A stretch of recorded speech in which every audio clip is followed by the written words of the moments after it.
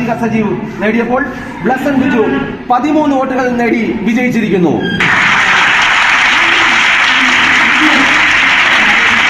4 കാൻഡിഡേറ്റുകൾ മത്സരിച്ച 10A ഫലപ്രഖ്യാപനമാണ് അടുത്തതായി.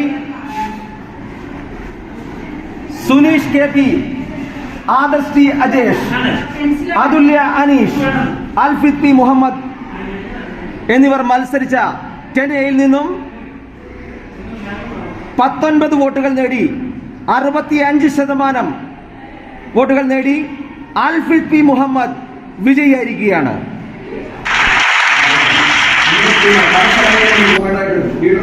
State പ്രസംഗിക്കേണ്ടതായിട്ട് പലപ്പോഴും അപ്പൊ അതിലൊക്കെ പര്യാപ്തരായ ആളെ നമുക്ക് അവസരം നൽകുമ്പോൾ ഇപ്പം 10A അപ്പൊ അതില് നന്നായിട്ട് അറിയാവുന്ന കുട്ടികളാണ് എല്ലാവരും തന്നെ. നിങ്ങളെല്ലാവർക്കും അറിയാല്ലേ? അപ്പൊ നമ്മുടെ അൽഫിദ് P മുഹമ്മദ് ഗാനങ്ങളാണേലും മദ്യമാണേലും ഒക്കെ നന്നായിട്ട് ജോലി പ്രൈസൊക്കെ വാങ്ങിച്ചിട്ടുള്ളയാളാണ്. പ്ലസനാണുള്ളത്. മലയാളം ഇംഗ്ലീഷൊക്കെ പറഞ്ഞത് നിങ്ങളുടെ വിഷ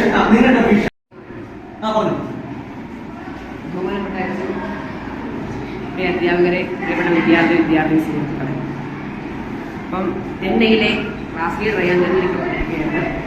ഈ സ്കൂളിന്റെ അച്ചടക്കവും നിയമവും എല്ലാം പാലിച്ചുകൊള്ളാമെന്നും അതോടൊപ്പം തന്നെ സ്കൂളിന്റെ എല്ലാ വികസന പ്രവർത്തനങ്ങളിലും ചേരാമെന്നും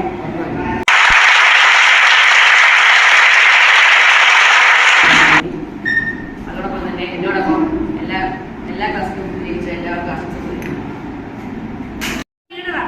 നിങ്ങൾ എന്തിനായിരിക്കണം? മാതൃക കാണിച്ച് കൊടുക്കണം. നിങ്ങൾ കിടന്ന് ചാടിയിട്ട് മറ്റുള്ളവരോട് ഇരിക്കാൻ പറയാൻ പറ്റുമോ? പ്രത്യേകിച്ച് നിങ്ങൾ പേപ്പർ ചുരുട്ടിയിടരുത്, പരാതിടരുത്. അതേപോലെ തന്നെ പല പരിപാടികളായിട്ട് മാറിപ്പോയി. അത് നിങ്ങൾ ഇനിഷ്യേറ്റീവ് എടുത്തിട്ട് അത് എത്രയും പെട്ടെന്ന് തന്നെ എല്ലാ ക്ലാസ്സിലും വേസ്റ്റ് ബിന്നുകൾ തയ്യാറാക്കണം.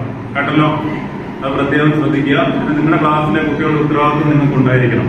നിങ്ങൾ സാധാരണ ഒരു പോസ്റ്റിലേക്ക് അല്ല വന്നിരിക്കുന്നത്. നിങ്ങൾ ഇന്നലെ വരെ എന്തായിരുന്നു അതല്ല. നിങ്ങളെ ഇലക്ട് ചെയ്ത് നിങ്ങളെ ലീഡറാക്കി കഴിഞ്ഞപ്പോൾ നിങ്ങളൊരു ഉത്തരവാദിത്തപ്പെട്ട പോസ്റ്റിലേക്ക് വന്നപ്പോൾ നിങ്ങളുടെ കുഞ്ഞുകളെയും മറ്റേത് കാര്യങ്ങളൊന്നും നടക്കുകയല്ല. നിങ്ങളത് കൃത്യമായിട്ട് കുട്ടികളെ കാര്യം ചെയ്യിപ്പിക്കുകയും ക്ലാസ് ടീച്ചറിനെ അല്ലാതെ അറിയിക്കുകയും ഒക്കെ ചെയ്യുക. അതുപോലെ എങ്ങനെയായിരിക്കും ഓരോ ക്ലാസ് ഞങ്ങൾ വാച്ച് ചെയ്യുന്നുണ്ട്. ഏത് ക്ലാസ്സാണ് ഏറ്റവും നല്ല രീതിയിൽ ലീഡർമാർ കൊണ്ടുപോകുന്നതെന്നുള്ളത് നമുക്കറിയണം. അതിനൊരു സമ്മാനം കൊടുക്കണം. അല്ലെങ്കിൽ ഏറ്റവും നന്നായിട്ട് ക്ലാസ്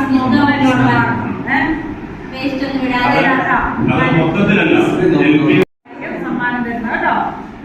അപ്പൊ ഉത്തരവാദിത്തങ്ങൾ കൃത്യമായിട്ട് ചെയ്യുക.